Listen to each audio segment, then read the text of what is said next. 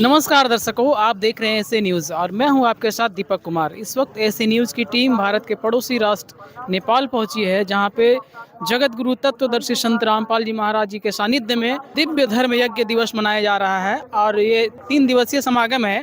आज इस समागम का पहला दिन है। आप देख सकते हैं बड़े ही सुंदर ढंग से ये मुख्य द्वार को सजाया गया है और यहाँ पे साफ साफ लिखा हुआ भी है कि यहाँ पे क्या क्या कार्यक्रम आयोजित किए जाएंगे। कैमरामैन से अनुरोध करेंगे कि दिखाएंगे फोकस करके। यहाँ पे जो कार्यक्रम है वो संत गरीबदास जी महाराज जी के अमरवाणी का पाठ, विशाल सत्संग, निशुल्क नाम दीक्षा और विशाल रक्तदान शिविर और आध्यात्मिक प्रदर्शनी लगाई गई है।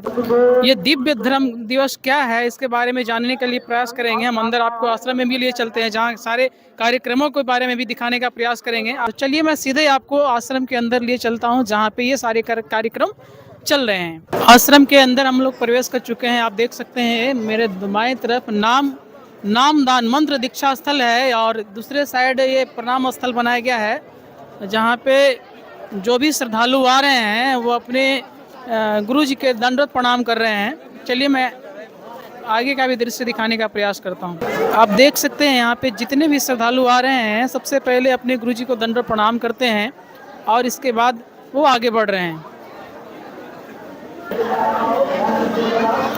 आप देख सकते हैं ये जो प्रणाम स्थल है बड़े ही सुंदर ढंग से सजाया गया है। बड़े बड़े होर्डिंग और तस्वीरें हैं जिसमें संत रामपाल जी महाराज जी और उनके गुरु जो हुए स्वामी रामदेवानंद जी महाराज जी की तस्वीरें हैं, कबीर साहब की भी तस्वीरें हैं, संत गरीबदास जी महाराज जी की भी तस्वीर लगी हुई है और बहुत ही सुंदर और मनमोहक ढंग से इस प्रणाम स्थल को सजाया गया है। चलिए मैं आगे बढ़ता हूँ। अभी हमारे साथ संत रामपाल जी महाराज जी के कुछ फॉलोअर्स जुड़े हैं, जिनसे हमारा जानने का ये प्रयास होगा कि ये दिव्य यज्ञ धर्म दिवस क्या है। मुझे एक बात का जानकारी दीजिए कि ये दिव्य यज्ञ धर्म दिवस क्यों मनाया जा रहा है। जी, ये जो मनाई जा रही है, ये जब कबीर परमात्मा इस धरा पे मौजूद थे 511 बरस पहले, तो उस समय में दिल्ली के जो बादशाह थे सिकंदर लोदी, उन्हीं का जो पीर थे, उनके धर्म गुरु थे शेख तकी, उन्होंने एक कबीर परमात्मा को नीचा दिखाने के लिए अपना एक ये ऐसा किए कि सब ब्राह्मणों को मिला करके और अपने पीर लोग सब मिल करके ये सोचे कि इनको नीचा दिखाया जाए ताकि ये काशी नगरी से यहाँ से चले जाए। उनको नीचा दिखाने के लिए बगैर उनकी जानकारी में उन्होंने पूरे भारत भर में चिट्ठी लिखवा करके भिजवा दिए कि एक भंडारा हो रहा है, एक कबीर जो है जुलाहा है, भंडारा कर रहे हैं और उस भंडारे के लास्ट में दोहर और सोने की मोहर जितनी बार जो भंडारा करके वहाँ से आएगा उसको ये चीज़ दिया जाएगा।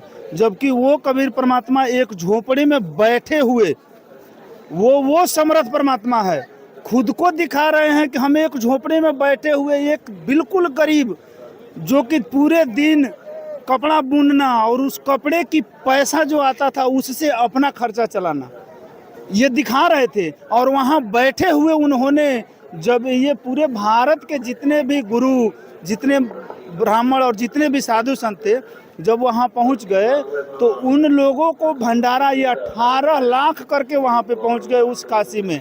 और इन सबको एक झोपड़ी में बैठे हुए उस परमात्मा ने खुद को वहाँ दिखा रहे कि मैं वहाँ बैठा हूँ और अपना दूसरा स्वरूप वहाँ से केशव रूप में बना करके और उस सतलोक में चलो, उसी सतलोक में सब कुछ है।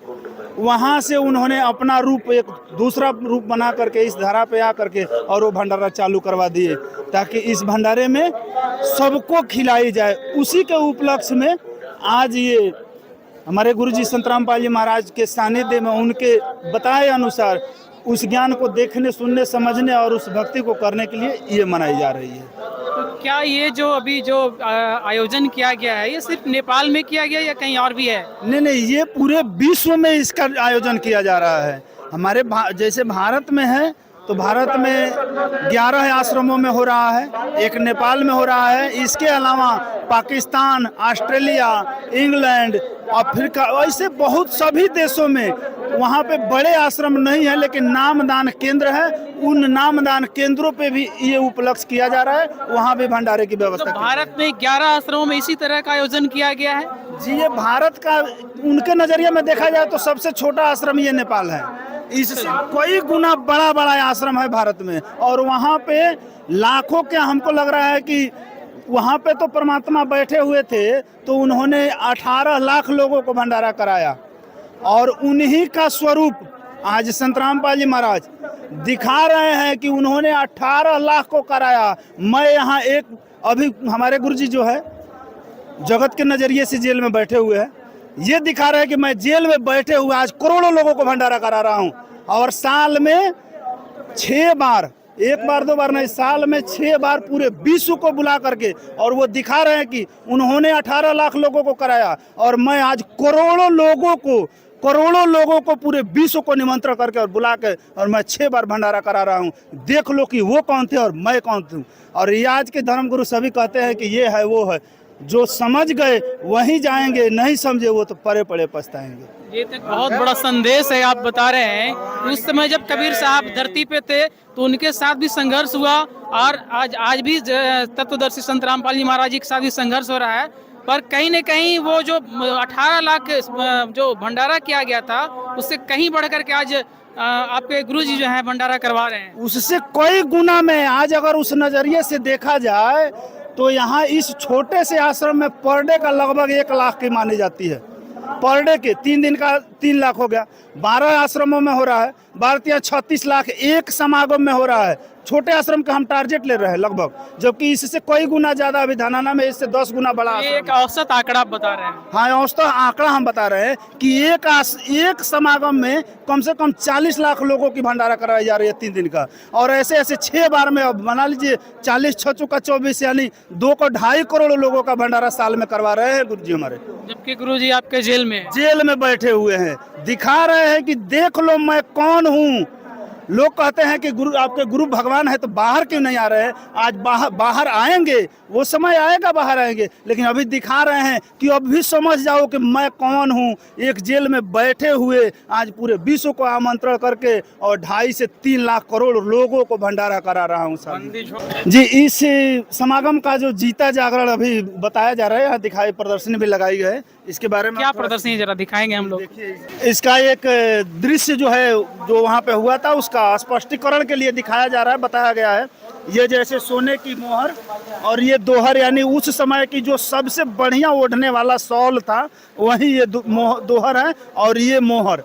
इसके अलावा वहाँ पे भंडारे की चित्राकृति की गई है, लगभग बताई जा रही है कि ये भंडारा जो है सब भंडारा चल रहा है जो भी। और यहाँ वहाँ पे जिन्होंने जो खिलाने पिलाने वाले थे वो भी इस लोक के नहीं थे, वो उस लोक के थे जहाँ जाने के लिए गीता के अध्याय 18 का श्लोक 62 में बताया गया है कि वहाँ पे चलना है हम सभी को। तो ही हमारे तो आप दर्शकों आप देख सकते हैं जिस समय कबीर साहब जो भंडारा करवाए थे आज से 5 से 11 वर्ष पहले, तो जितने भी भंडारा करने वाले आए थे उनको ये दोहर और ये स्वर्ण मोहर जो दिया गया था, आप देख सकते हैं वो सजीव चित्रण, उस समय का सजीव चित्रण बड़े ही सुंदर ढंग से यहाँ बनाया गया है। कैमरामैन से अनुरोध करेंगे कि वो दिखाएं दृश्य को, जहाँ इस झोपड़ी में कबीर साहब जो हैं बैठे हुए हैं और यहाँ कितने बहुत ही सुंदर ढंग से सजाया गया है। बड़े ही सजीव चित्रण लग रहे हैं कि अभी स्वयं कबीर साहब जो हैं वो सिंहासन पर बैठे हुए हैं।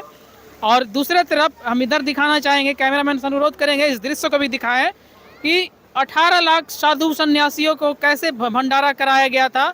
और देख सकते हैं यहाँ पे बड़े ही सुंदर ढंग से जो है प्रस्तुत किया गया है इस समय के छवि को।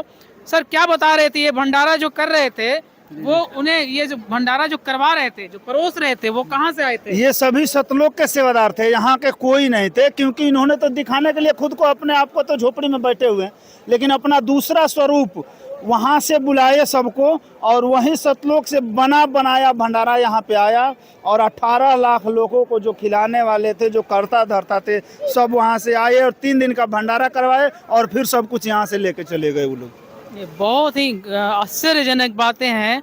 मतलब आप समझ सकते हैं कि महापुरुषों के साथ संघर्ष भरा जीवन रहा है और ये इसी बात का जो है चित्रण करता हुआ यहाँ पे ये तस्वीरें बनाई गई है। आप देख सकते हैं यहाँ पे लिखा हुआ है, अपने पूज्य गुरुदेव परमेश्वर कबीर साहब जी से भंडारे में पधारने की प्रार्थना करते हुए बादशाह सिकंदर लोधी को परमेश्वर कबीर साहब जी अपनी गरीबी हालत और झूठी चिट्ठियों के बारे में बताते हुए। मतलब कहने का ये है कि उस समय एक झूठ फैलाया गया था कबीर साहब के बारे में कि वो एक बहुत बड़े भंडारा करवा रहे हैं, जिसकी चिट्ठियां जो है पूरे देश विदेश में फैला दिया गया, जिसके कारण ये हुआ कि बहुत सारे लोग जो है काशी शहर में आ गए।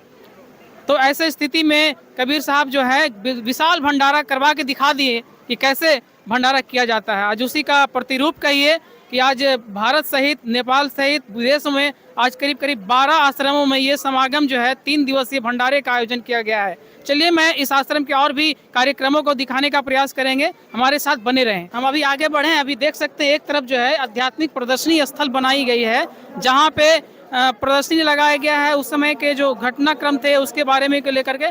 खैर ये बाद में हम आपको दिखाएंगे, इसके पहले हम आपको सीधे जो है ये हमारे पीछे जो पंडाल देख रहे हैं, मैं पंडाल में सीधे आपको लिए चलता हूँ। अभी हम मुख्य पंडाल में प्रवेश कर रहे हैं और आप देख सकते हैं कि एक तरफ जो है महिला श्रद्धालुओं की बैठने की जगह है और दूसरे तरफ पुरुष श्रद्धालुओं के बैठने के लिए जगह बनाई गई है। बड़ी संख्या में आप देख सकते हैं हजारों की संख्या में जो यहाँ श्रद्धालु पहुँचे हैं और इस सत्संग समागम में भाग लेने के लिए आए हैं। चलिए मैं आपको सीधे आगे लिए चलता हूं जहां पे मुख्य कार्यक्रम चल रहे हैं। आप देख सकते हैं हमारे पीछे काफी संख्या में जो है श्रद्धालु बैठे हुए हैं, बड़े ही अनुशासित ढंग से हजारों की संख्या में जो है लोग जो है पहुंचे हैं सत्संग समागम में भाग लेने के लिए। एक तरफ जो है पुरुष श्रद्धालु बैठे हुए हैं, दूसरी तरफ जो है महिला श्रद्धालु ही बैठे हुए हैं। उस दृश्य को भी दिखाने का हम प्रयास करते हैं। इस दृश्य को देखने के बाद ये लगता है कि इसकी संख्या के बारे में अनुमान लगाना गलत होगा। बहुत बड़ी संख्या में जो है श्रद्धालु जो है इस सत्संग समागम में पहुंचे हैं और पे कतारबद्ध जो है महिला श्रद्धालु खड़े हैं और सामने में जो है अमर ग्रंथ साहिब का पाठ चल रहा है जिसमें वो सेवा करने के लिए लाइनें लगा करके खड़ी हैं। आप देख सकते हैं ये पूरा जो पंडाल है, जो पूरा जो ये दरबार जो सजाया गया है, बड़े ही भव्य और दिव्यता का आभास दिला रहा है। आप देख सकते हैं बड़े ही खूबसूरत ढंग से जो है यहाँ सजाया गया है। दूसरे तरफ भी यहाँ पे भी पाठ का कार्यक्रम चल रहा है। आप देख सकते हैं कुछ सेवादार जो हैं वो चवर सेवा कर रहे हैं और अमर ग्रंथ का यहाँ पे पाठ चल रहा है।